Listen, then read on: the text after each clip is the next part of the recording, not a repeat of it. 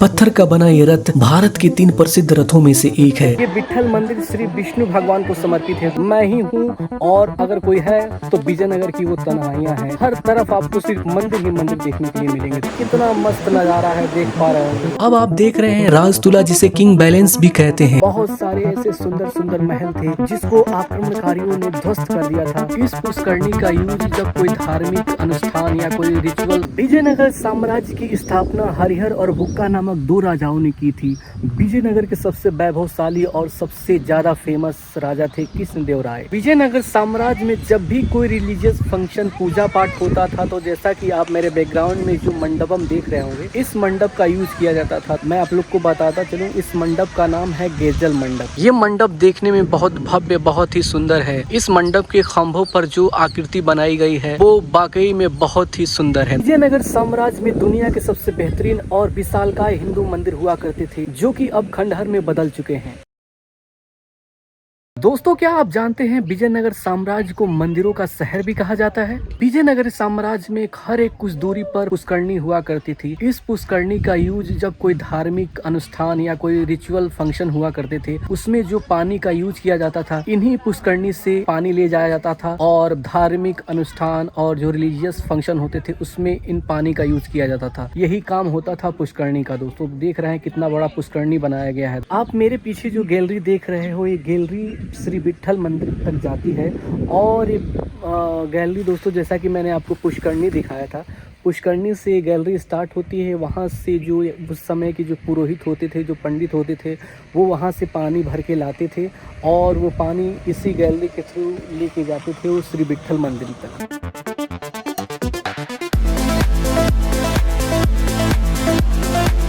राजा कृष्णदेवराय जब तक जिंदा थे, उन्होंने विजयनगर साम्राज्य में आज तक नहीं आने दिया था। मैं आप लोग को बताता चलूं कि विजयनगर साम्राज्य में बहुत सारे मंदिर, बहुत सारे ऐसे सुंदर सुंदर महल थे जिसको आक्रमणकारियों ने ध्वस्त कर दिया था, नेस्तनाबूद कर दिया था। अभी भी कुछ मंदिरों के अवशेष बचे हुए हैं जो कि देखने में बहुत ही भव्य, बहुत ही सुंदर हैं। बताया जाता है कि विजयनगर साम्राज्य पे जब हमला हुआ था तो आक्रमणकारियों ने 6 महीने तक विजयनगर साम्राज्य को लूटा था और इस पूरे साम्राज्य को लाशों के ढेर में बदल दिया था। हम्पी की सबसे फेमस जगह पत्थर पर बना एक बड़ा सा मंदिर जो देखने में रथ की तरह लगता है। यह मंदिर भगवान विष्णु के वाहन गरुड़ को समर्पित है। कहा जाता है कि किसी समय में इस मंदिर के ऊपर गरुड़ की मूर्ति हुआ करती थी, जिनका रूप पक्षी जैसा था। यह भी कहा जाता है कि ग्रेनाइट के ये पहिए किसी समय में घूमा करते थे। जब राजा कृष्णदेव उड़ीसा में युद्ध करने गए तो कोणार्क के सूर्य मंदिर में स्थित रथ को देखकर उन्होंने अपने साम्राज्य में उसी प्रकार का पत्थरों से निर्मित रथ का निर्माण करने का आदेश दिया था। पत्थर का बना ये रथ भारत के 3 प्रसिद्ध रथों में से एक है, जिनमें से एक है कोणार्क में सूर्य मंदिर और दूसरा महाबलीपुरम में स्थित है। अगर आप विजयनगर साम्राज्य के बारे में जानना चाहते हैं तो मैं आप लोग को रिकमेंड करूंगा कि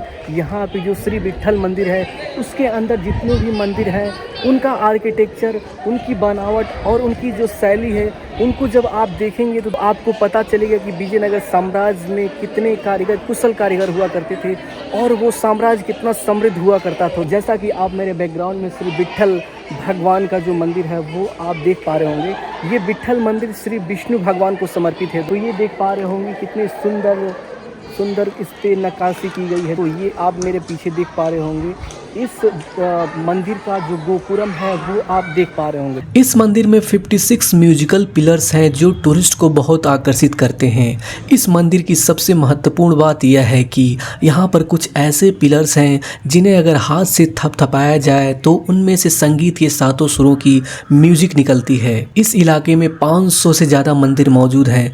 उन सब में से विठल मंदिर की बनावट सबसे खूबसूरत है। यह द्रविड़ वास्तुकला का एक अद्भुत नमूना है जिनमें बड़े बड़े पत्थरों पर बारीक नक्काशी की गई है। अब आप देख रहे हैं राजतुला, जिसे किंग बैलेंस भी कहते हैं। ये 5 मीटर ऊंचा है। ऐसा माना जाता है कि चंद्र ग्रहण, सूर्य ग्रहण और दशहरा जैसे अवसरों पर राजा को सोने, चांदी और कीमती पत्थरों से तौला जाता था, जिसे बाद में मंदिर के पुजारियों को दान कर दिया जाता था। मैं अभी खड़ा हूँ पुरंदरम मंडपम के पास और पुरंदरम मंडपम के जस्ट बगल से ही तुंगभद्रा नदी बहती है। दोस्तों कितना मस्त नज़ारा है, देख पा रहे होंगे दोस्तों। तुंगभद्रा नदी अपने प्रवाह से बहती हुई और इससे आने वाली आवाज़ आपको बहुत ही अच्छा महसूस होगा। विजयनगर के जो बाकी अवशेष हैं उनको मैं घूम रहा हूँ। जैसा कि देख पा रहे होंगे मैं ही हूँ, और अगर कोई है तो विजयनगर की वो तन्हाइयाँ हैं। तो मैं आप लोग को दिखा रहा हूँ, देखिए कितना सुंदर, कितना शानदार भव्य विजयनगर हुआ करता था। यहाँ पे देख रहे होंगे हर तरफ आपको सिर्फ मंदिर ही मंदिर देखने के लिए मिलेंगे।